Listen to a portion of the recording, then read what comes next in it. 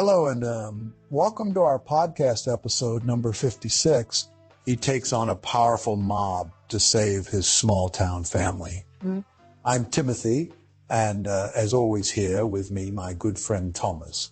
Today we are going to discuss a film called The Equalizer 3. The Equalizer 3 is a 2023 American vigilante action film about retired U.S. Marine and the officer Robert McCall, who discovers his new friends in a small town in South Italy are intimidated by Camorra members, where he sets out to save them from the threat. Well, Tom, so did you enjoy The Equalizer 3? Oh, hello, Timothy. Yes, I did enjoy The Equalizer 3. It was quite an exciting film. While it had its flaws, it kept me engaged from start to finish. Well, Tom, I'm glad you enjoyed it, but I have to say I found it rather passable. Don't get me wrong. The action scenes were well executed and all but overall. I just didn't find it very compelling or memorable. It felt like a generic vigilante movie with nothing particularly fresh or original to offer. Oh, come on now, Timothy. You always seem to be so critical of action films. Just because something isn't groundbreaking doesn't mean it can't be enjoyable. The story was solid and the characters were engaging enough for me to care about what happened to them. Plus, I thought Denzel Washington did an excellent job in his role as Robert McCall. Well, maybe you're right, Tom. It's just that lately, I find myself growing tired of these formulaic action films that rely more on flashy visuals and explosions than actual storytelling or character development. But enough about my personal opinions. Let's talk about the film itself.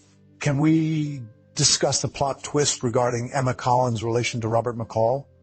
Oh, I thought you might like that part. Yes, it was quite a surprise to learn that Emma is actually the daughter of Susan Plummer, who was mentioned earlier in the film as being an old friend and colleague of Robert's. It added an interesting layer to their characters and gave some context for their interactions throughout the movie. What did you think about this reveal, Tim? Well, I suppose it was a decent twist, but I felt like it could have been executed better. The connection between Robert and Susan wasn't really explored that much in the film. So when Emma's relation to him was revealed, it didn't pack as big of an emotional punch as it could have. But then again, maybe that was intentional on the director's part, keeping things simple and focused on the present situation rather than delving too deeply into past relationships. I see your point there, Tom. Maybe we should move on to discussing some of our favorite scenes from The Equalizer 3 then. What did you think about the climactic showdown between Robert McCall and Vincent Quaranta, the head of the Camorra? Well, I thought it was well staged and had some tense moments, but again, it felt a bit generic to me. We've seen this kind of final confrontation in countless other action films before. Nothing particularly original or memorable about it, but overall, I would say that my favorite scene from the movie was when Robert McCall confronts Marco Quaranta about his illegal activities and forces him to take a lethal dose of his own drugs. It was both thrilling and satisfying in its execution. Oh, I agree with you there, Tim. That was definitely one of my favorite scenes as well. It was quite chilling to see how calmly Robert went about confronting Marco and making him pay for his crimes. But enough about our favorite moments. Let's talk about the characters themselves. What did you think about Robert McCall as a protagonist? Well, I thought Denzel Washington gave an excellent performance as usual, but personally, I found Robert to be rather bland and forgettable as a character. He had his motivations for fighting against the Camorra, of course, but other than that, he didn't really stand out from other vigilante characters we've seen in film before. There wasn't much depth or complexity to him. He was just kind of there. I can see where you're coming from with that assessment, Tim. But then again, maybe the simplicity of Robert's character was part of his appeal? He didn't need to be overly complex or tortured. He was just a man who wanted to protect those around him and bring justice to a corrupt system. And I think that kind of straightforward heroism can be refreshing in its own way. Well, maybe you're right about that, Tom. But overall, while there were some enjoyable moments and decent performances throughout the Equalizer 3, it ultimately fell flat for me due to its lack of originality and depth in both storytelling and characters. However, I can certainly understand why someone like yourself might appreciate the film more than I did. Oh, I see what you mean, Timothy. But you have to admit, it was still an entertaining watch nonetheless. And let's be honest here, sometimes we just need a little mindless action to enjoy ourselves. Well, maybe so, Tom. But personally, I think there's more to a good film than just mindless entertainment. It should also leave an impression and make us think about the themes it explores even after we've finished watching it. And unfortunately, The Equalizer 3 didn't quite manage to achieve that for me. Ah, well, I can respect your opinion there, Timothy. But let's move on from our disagreement and talk about some of the themes present in this movie. One thing that stood out to me was the idea of standing up against corruption and protecting one's community. What did you think about that aspect of The Equalizer 3? Well, I can agree with you on that point, Tom. The theme of fighting against corruption and defending one's community is certainly an important one. And it was well integrated into the film's narrative. However, I think the execution could have been better. It felt like the movie tried to tackle too many issues at once, such as drug trafficking, extortion, and organized crime, which made it difficult for any one theme to fully resonate with the audience. I can see your point there, Timothy. But maybe that was intentional on the filmmaker's part. By showing how interconnected these various criminal activities are in a small-town setting, they wanted to emphasize just how widespread corruption and its consequences can be. What did you think about the performances in the movie? Well, I thought Denzel Washington was great as always in his role as Robert McCall. He brought a sense of calm intensity to the character that really made him stand out. However, I felt like some of the supporting characters could have been better developed, particularly Emma Collins' character. There were moments where her actions didn't quite align with her motivations or backstory, which took away from her overall impact on the narrative. That's an interesting point you make about Emma's character development, Tim. I have to admit, I didn't notice those inconsistencies as much during my initial viewing of the movie. But going back now and thinking about it, there are definitely some aspects of her character arc that could have been handled better. So overall, what would you rate The Equalizer 3 out of 10 stars? Well, Tom, I'd have to give it a solid 4 out of 10 stars. It had its moments, and there were aspects of the film that I appreciated, but ultimately it failed to deliver on its potential due to its lack of depth in both storytelling and character development. Fair enough, Tim. I think I'll give it a slightly higher rating at 6 out of 10 stars. While I agree that there were some issues with the film, overall I found it to be an enjoyable watch that managed to keep my attention throughout its runtime. Oh, I see what you mean there, Tom. But overall, while there were some enjoyable moments and decent performances, throughout The Equalizer 3, it ultimately fell flat for me due to its lack of originality and depth in both storytelling and characters. However, I can certainly understand why someone like yourself might appreciate the film more than I did. Well, as much as we disagree on this one, Timothy, I still think it's an interesting movie that had some great moments. Now let's move on to discussing something a bit different about The Equalizer 3. Did you know that during filming, the director actually encouraged improvisation among the cast members? No, I didn't know that, Tom. That's quite interesting, actually. What kind of improvisation were they allowed to do, and how did it affect the final product? Well, According to some behind-the-scenes interviews, actors like Denzel Washington and Dakota Fanning were given a fair amount of leeway in terms of ad-libbing their lines or adding small touches to their characters. For example, there's a scene where Robert McCall is talking with Emma Collins about her past, and there's an exchange where she mentions feeling like she's been living in a box for years. That line wasn't originally written into the script, but Dakota Fanning decided to add it during filming, which really added depth to their interaction. Wow, that's fascinating, Tom. It just goes to show how important improvisation can be in bringing life to a character and making a scene more authentic. I wonder if they had any other moments like that throughout the movie? Oh, definitely.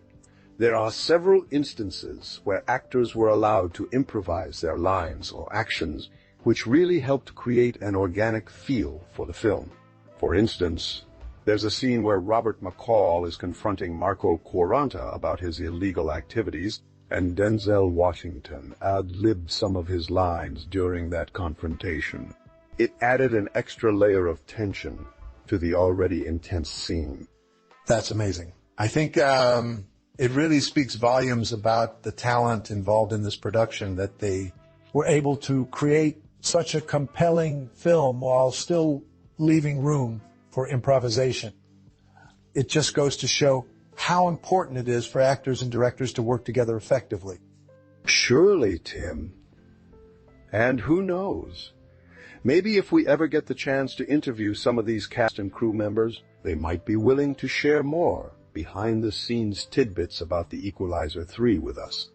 I wouldn't mind that at all, Tom. It would be fascinating to learn more about what went into making this film and how the creative process unfolded for them. Precisely, Timothy.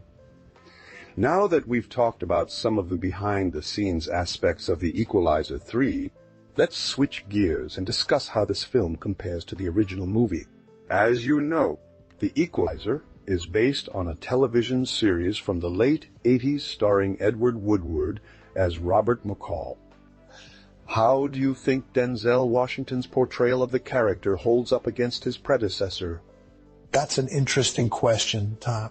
I have to admit that while Edward Woodward brought a certain charm and vulnerability to the role, Denzel Washington brings his own unique brand of intensity and quiet determination, which works well for The Equalizer 3. However, I do think that there are some aspects of the original series that were better executed than in this film adaptation. What do you mean by that, Timothy? Do you think the storylines or characters were handled differently in the series compared to the movies? Well, I think one major difference is the tone of the original series versus the films. The TV show had a more serialized approach, with each episode building upon the last, creating a sense of continuity and growth for the characters. In contrast, the films tend to focus on self-contained stories that don't necessarily carry over from one movie to another. This lack of continuity can make it difficult for viewers to connect emotionally with Robert McCall and his journey. I see your point there, Tim. It is true that the series had more time to develop its characters and storylines, compared to the films, which often have shorter runtime constraints. But do you think this change in approach negatively impacted The Equalizer 3 specifically? Or is it just a general issue with film adaptations of TV shows? I believe it's both an issue specific to The Equalizer 3 as well as a more general problem with film adaptations of TV shows. In this case, the decision to focus on self-contained stories might have been made in an attempt to appeal to a wider audience who may not be familiar with the source material. However, I think they could have found a better balance between appealing to new viewers and satisfying fans of the original series. That's an interesting perspective on it, Tim.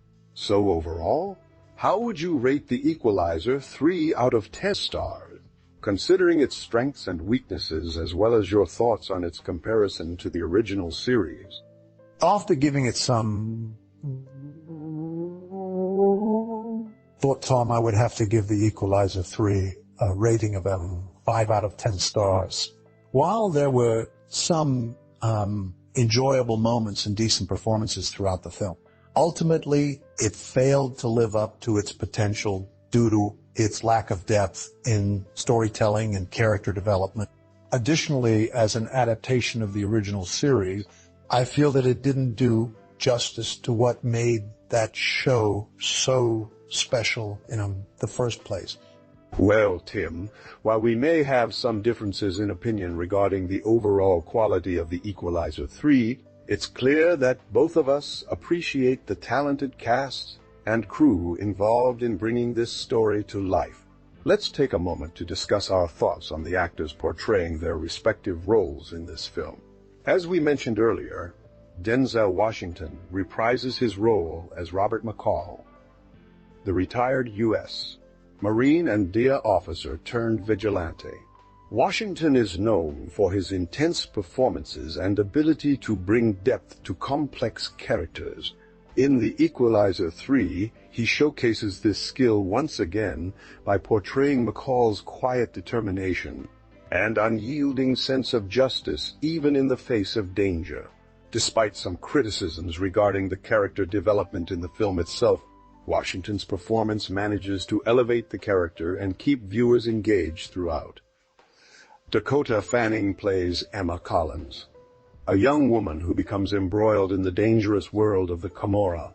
This is a departure from her previous roles known for their innocence and vulnerability.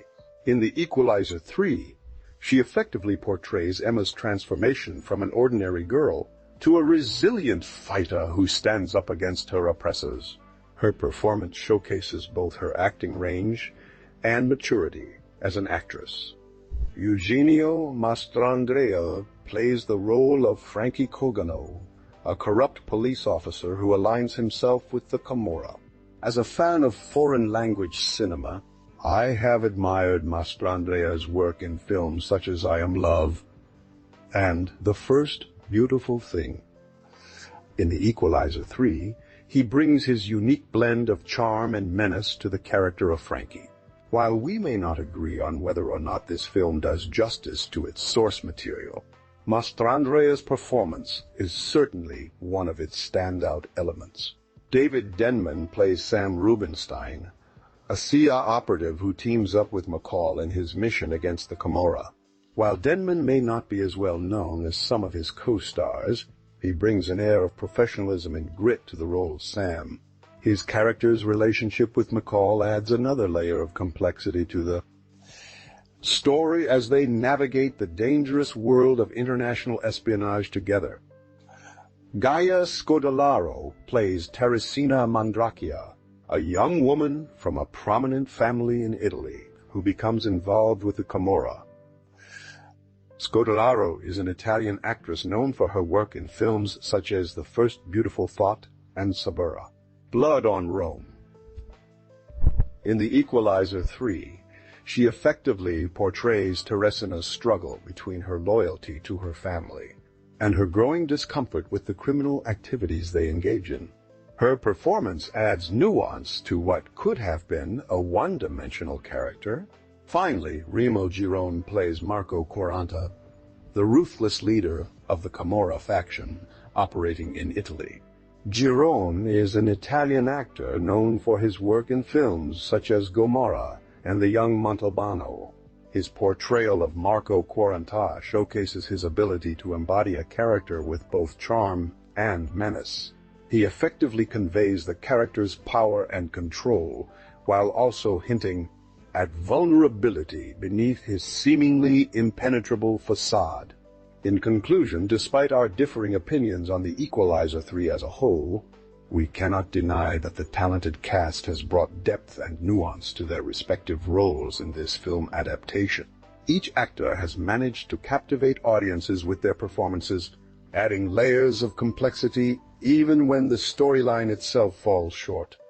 That's an excellent point, Tom. It's clear that this talented cast has managed to elevate The Equalizer 3 despite its flaws in storytelling and character development. As we discussed earlier, the original TV series was known for its unique blend of action, drama, and espionage elements. This combination of genres has undoubtedly inspired many other filmmakers over the years. Let's take a moment to explore some examples of movies or TV shows that were influenced by the Equalizer 3 in their own unique ways.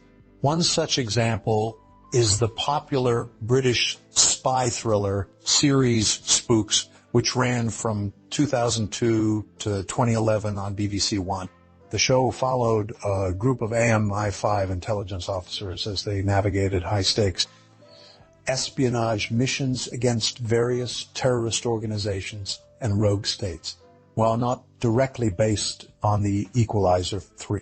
Spooks shares some similarities in terms of its focus on the personal lives and relationships of its characters while dealing with intense global political situations.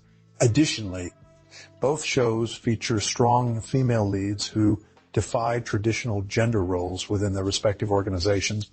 Another example is the critically acclaimed Swedish crime drama series, The Bridge, which first aired in 2011.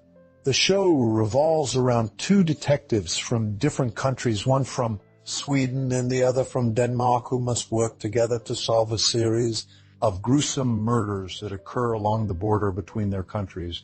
Like the Equalizer 3, The Bridge delves into dark and complex themes such as organized crime, corruption, and political unrest. However, where the Equalizer 3 focuses more on action-packed set pieces, The Bridge relies heavily on its characters' emotional journeys to drive the narrative forward. Finally, we have the recently concluded TV series Peaky Blinders, another British crime drama that aired from 2013 to 2022 on BBC One and Netflix. Set in Birmingham, England after World War I, Peaky Blinders follows the exploits of the Shelby crime family as they navigate gang wars and political intrigue during the interwar years, while not directly influenced by the Equalizer 3%. Both shows share a similar gritty atmosphere and exploration of themes like loyalty, betrayal, revenge, and redemption. Additionally, both series feature anti-hero protagonists who are not without their flaws, but still manage to captivate audiences with their complex character arcs. In conclusion, while the Equalizer 3 may have had its shortcomings in terms of storytelling and character development, according to Timothy's rating of 5 out of 10 stars, we cannot deny the impact this franchise has had on popular culture over the years.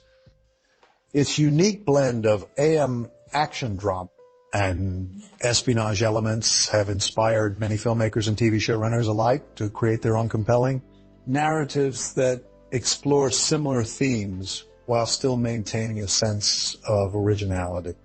Agreed, Timothy.